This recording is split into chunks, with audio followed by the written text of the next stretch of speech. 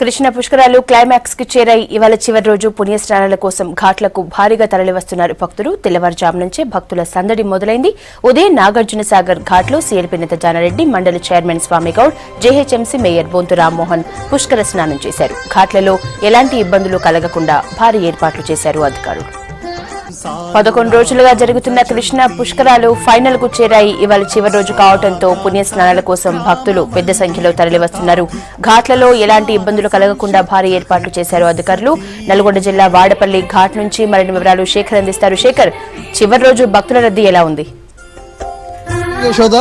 తొలి రోజు కృష్ణ పుష్కరాలు జన వాహినిగా ప్రారంభమై జన సంద్రంగా మారాయి. ఇక కృష్ణా పుష్కరాలు 12వ రోజు భారీగా భక్తులు వచ్చి పుణ్యస్థానాలు ఆచరిస్తున్నారు. ఇప్పటికీ ప్రస్తుతం మనం వాడపల్లి ఈ సంగమం వద్ద ఉన్నాము. ఈ సంగమం ఇక్కడ మూసి మరోవైపు కృష్ణ రెండు నదుల కలయిక వల్ల ఇక్కడ ఒక ప్రత్యేకత ఉందని చెప్పుకోవచ్చు. పక్కనే ఉన్న శివాలయానికి కూడా చరిత్ర ఉంది. దానిలో భాగంగా ఈరోజు 12వ రోజు చివరి రోజు పుష్కరాలు కావడంతో పెద్ద ఎత్తున పుష్కరానికి వచ్చి కూడా పుష్కర స్నానాలు ఆచరిస్తున్నారు భక్తులు. ఇక వచ్చే భక్తులకు కూడా ఎలాంటి ఇబ్బంది కాకుండా జిల్లా అధికార యంత్రాంగం, రాష్ట్ర అధికార యంత్రాంగం ఎప్పటికప్పుడు పర్యవేక్షిస్తుంది. అయితే ఇప్పటి వరకు చూస్తే మాత్రము 11 రోజుల పాటు 62,80,709 మంది పుష్కర స్నానం చేసినట్లు ఇప్పటివరకు కూడా అధికారికంగా లెక్కలు చెప్తున్నాయి. ఇక చివరి రోజు కావడంతో పెద్ద ఎత్తున భక్తులు వచ్చి పుణ్యస్థానాలు ఆచరిస్తున్నారు. ఇక వచ్చే భక్తులకు కూడా ఎలాంటి ఇబ్బంది లేకుండా ఎప్పటికప్పుడు అటు పోలీసులు కావచ్చు, జిల్లా అధికార యంత్రాంగం ఎప్పటికప్పుడు పర్యవేక్షిస్తుంది. 12 రోజుల పాటు 11 డిపార్ట్మెంట్లతో పాటు స్వచ్ఛంద సంస్థలు, అటు ఎన్ఎస్ఎస్, ఎన్సీసీ,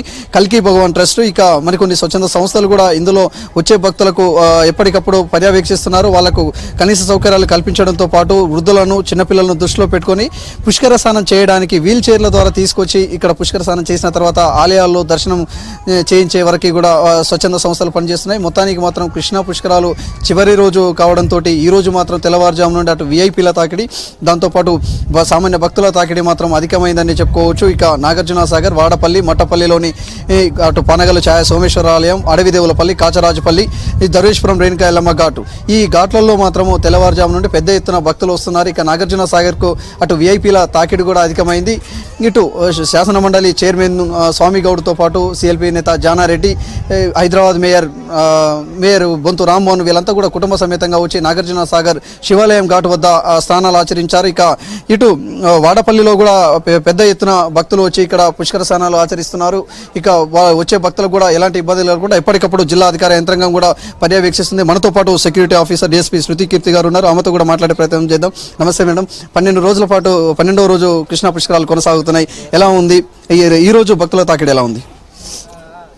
గత 12 రోజుల్లో పోలిస్తే ఫస్ట్ 2 రోజులు వదిలేస్తే మిగతా 10 రోజులు కూడా చాలా ఎక్కువగా వచ్చింది భక్తులు కూడా.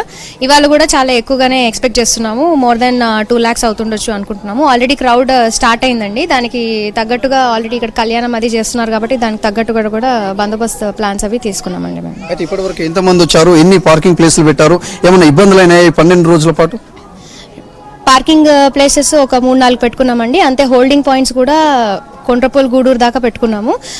బట్ వాటి అవసరం అంతగా రాలేదు. పార్కింగ్ ప్లేసెస్ మాత్రం అన్నీ ఫుల్ అయిపోయాయండి. ఎక్కడ కూడా ఎలాంటి ఇబ్బందులు రాలేదు. ఎక్కడ ఎలాంటి ఇబ్బంది ఉన్నా కూడా మా వాళ్ళు వెంటనే రెస్పాన్స్ ఇచ్చి కరెక్ట్ చేసేసుకుంటున్నారండి. 12 సంవత్సరాలకు వచ్చే కృష్ణా పుష్కరాలు ఇక 12 సంవత్సరాల పండుగ కూడా మరికొన్ని గంటల్లో ముగియనుంది. దాంతో ఎలా అనిపిస్తుంది ఇందులో మీరు డ్యూటీ చేయడం? వెరీ లక్కీ అండి. మంచి ఎక్స్పీరియన్స్ కూడా ఇది. మా డిపార్ట్మెంట్ ఒకటే కాకుండా అన్ని డిపార్ట్మెంట్స్తో కూడా కోఆర్డినేట్ చేసుకొని ఒక టీమ్ వర్క్ లాగా దీన్ని సక్సెస్ఫుల్గా చేయగలిగినాము. I'm very happy about this అండి. మీరు చెప్పండి, ఈ 12 రోజుల పాటు కృష్ణా పరివాహక ప్రాంతాల్లో మీరు ఎప్పుడు కూడా గస్తీ నిర్వహిస్తున్నారు. అసలు మీ టీం ఎంతమంది ఉన్నారు, ఎలా నిర్వహించారు, ఎంతమందిని సేవ్ చేశారు? కృష్ణా పుష్కరాల్లో ఎలాంటి ఏమైనా సమస్యలు ఎదురయ్యాయా?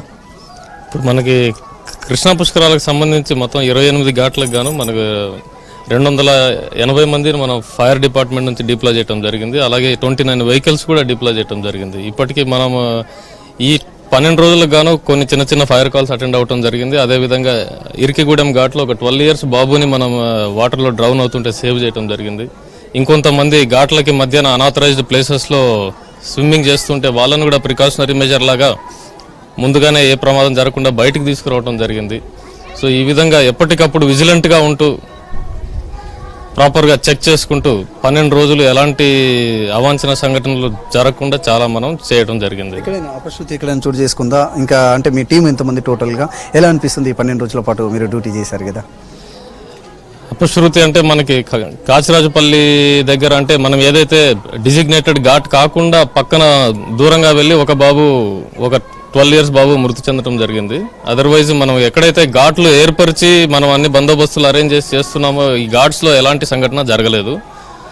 మనకి మామూలుగా అయితే జనరల్గా మనకి ఫైర్ సర్వీస్ డిపార్ట్మెంట్ ఎప్పుడైనా మనం రెస్పాండ్ అవుతూ ఉంటాం, ఏదైనా ఫైర్ యాక్సిడెంట్ కావచ్చు, లేదంటే బిల్డింగ్ కొలాప్స్, వాటర్ డ్రౌనింగ్ ఇలాంటివి. అయితే ఈ కృష్ణా పుష్కరాలకి మనం ముందుగానే ప్రిపేర్ అయ్యి ఏం జరగచ్చు, ఈ 28 ఘాట్స్లో ఎక్కడన్నా డ్రౌన్ అయ్యే ఛాన్స్ ఉందా, ఎక్కడన్నా ఫైర్ అయ్యే ఛాన్స్ ఉందా, ఇవన్నీ ముందుగానే మనం అన్ని లెక్కలు వేసుకొని ముందుగానే ప్లాన్ చేసుకొని ఆ ప్రకారంగా ప్రిపేర్ అయ్యి ఇక్కడ ఈ 12 రోజులు ఉండి చూసుకోవటం అనేది చాలా డిఫరెంట్ ఎక్స్పీరియన్స్. ఇది మనకి రొటీన్కి భిన్నంగా చాలా డిఫరెంట్ ఎక్స్పీరియన్స్ ఇది. దీనివల్ల మనకి ఉన్న లోటుపాట్లు కావచ్చు, మనకున్న స్ట్రెంగ్స్ కావచ్చు, వీటిని మనం ఒకసారి రీఅసెస్ చేసుకొని మళ్ళీ ముందుకెళ్లే ఆపర్చునిటీ మనకు దొరుకుతుంది. మీరు చెప్పండి సార్, మీరు ఎక్కడి నుంచి వచ్చారు, ఎలా అనిపిస్తుంది ఈ 12 days?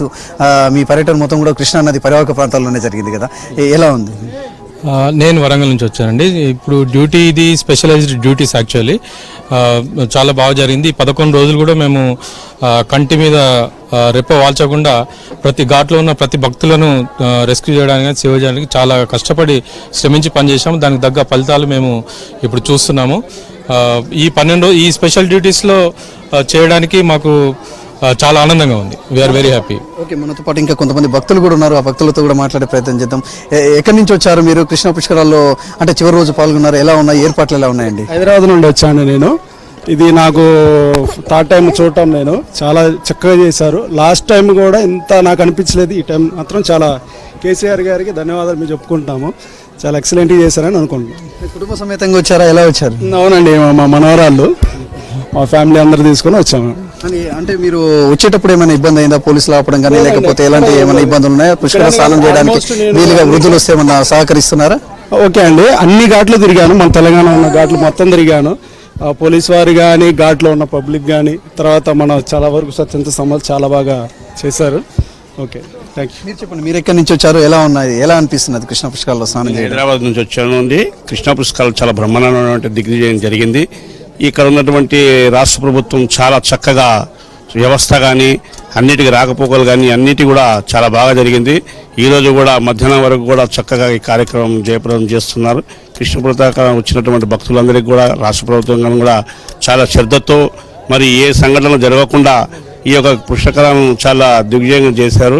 నిజంగా కూడా రాష్ట్రపతికి, రాష్ట్ర ప్రభుత్వానికి మరి మన తెలంగాణ తరఫున కృతజ్ఞతలు తెలుపుతున్నాం. మీరు చెప్పండి, మీరు ఎక్కడి నుంచి వచ్చారు, ఎలా తీసుకొచ్చారు, మీకు ఏమైనా ఇబ్బందులు అనిపించాయి అంటే వికలాంగులను తీసుకురావడానికి ఏమైనా ప్రత్యేకంగా ఏర్పాటు చేశారా, ఎలా అనిపించింది మీకు? అంతా బాగానే చేశారు, ఏర్పాట్లు కూడా బాగానే ఉన్నాయి. అక్కడ దాకా మెట్ల కా నుంచి కింద దాకా తిరగడానికి వాలంటీర్స్ ఉన్నారు, ఆ నుంచి కింద తీసుకురావడానికి అంబులెన్స్ సర్వీస్ ప్రొవైడ్ చేశారు. So very best. నేను రావడం అది ఇప్పుడు రాలేదు, ఫస్ట్ టైం రాగానే కొంచెం ఎగ్జైట్గా ఫీల్ అయ్యాను.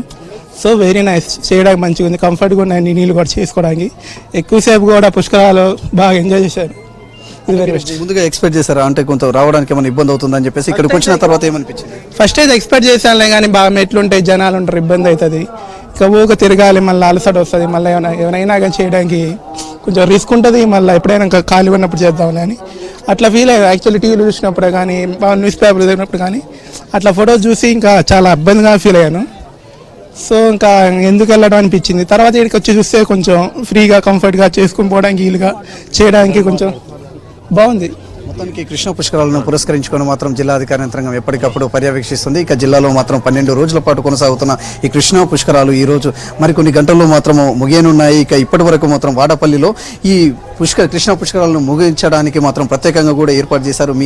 శ్రీ మీనాక్షి అగస్వేశ్వర కళ్యాణము కూడా మరికొద్దిసేపటి ఇప్పటికే అక్కడ ప్రారంభమైంది. సాయంకాలం మాత్రము హంసవాహనంపై ఈ కృష్ణా నదిలో హంసవాహనంపై ఊరేగింపు కొనసాగుతుంది. ఆ ఊరేగింపు తర్వాత 8 ఈ రోజు రెగ్యులర్గా మాత్రము ఉదయం 5:30 నుంచి సాయంత్రం 6:30 వరకు పుణ్యస్థానాలు ఆచరించడానికి అవకాశం ఇచ్చారు. కానీ ఈ రోజు మాత్రం 8 గంటల వరకు కూడా పుణ్యస్థానాలు ఆచరించే విధంగా అటు అవకాశం కూడా ఇచ్చారు. ఇక పెద్ద ఎత్తున ఈ రోజు ముగింపు ఉత్సవాలు కూడా పెద్ద ఎత్తున ఎత్తున ఏర్పాటు చేశారు. వాడపల్లిలో అటు మొత్తం కూడా బాణాసంచాలు పెద్ద ఎత్తున కాల్చడంతో పాటు కృష్ణా నదిలోని హంసవాదనపై ఊరేగించి అటు ఉన్న శ్రీ అగస్తేశ్వర స్వామిని కూడా ఈ కృష్ణా నదిలో ఊరేగింపు కొనసాగిస్తారు. ఆ తర్వాత కూడా సాంస్కృతిక కార్యక్రమాలను ఏర్పాటు చేశారు. పెద్ద ఎత్తున మాత్రం అటు జిల్లా అధికార యంత్రాంగంతో పాటు రాష్ట్ర మంత్రులు కూడా పాల్గొననున్నారు. మొత్తానికి మాత్రం కృష్ణా పుష్కరాలు 12వ రోజు మాత్రం పెద్ద ఎత్తున పుణ్యస్థానం ఆచరించడానికి మాత్రం వస్తారని చెప్పుకోవచ్చు. నల్గొండ జిల్లాలో 28 ఘాట్లు ఉంటే ఈ రోజు వరకు 62 లక్షల వరకు భక్తులు వస్తే ఈ రోజు మాత్రం ఇంకా మరింత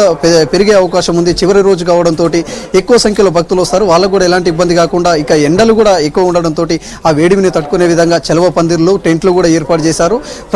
ఈ 12 రోజుల పాటు ఈ అధికార యంత్రాంగాన్ని మాత్రము అంటే అప్రిషియేట్ చేస్తున్నారు. ప్రతి ఒక్క భక్తులు వచ్చే ప్రతి భక్తుని కూడా సామాన్యులను విఐపీలుగా ట్రీట్ చేస్తూ ఇక్కడ పుష్కర స్నానం చేసే విధంగా ఏర్పాటు చేశారని చెప్పేసి ఆనందాన్ని వ్యక్తపరుస్తాను. మొత్తానికి మాత్రం కృష్ణా పుష్కరాలకు సంబంధించి 12 రోజుల పాటు ప్రశాంతంగా కొనసాగుతుందని చెప్పుకోవచ్చు. మరికొన్ని గంటల్లో కృష్ణా పుష్కరాల ముగింపు మాత్రము గ్రాండ్ గా చేయనున్నది జిల్లా అధికార యంత్రాంగం. ఇది నల్గొండ నుంచి తాజా.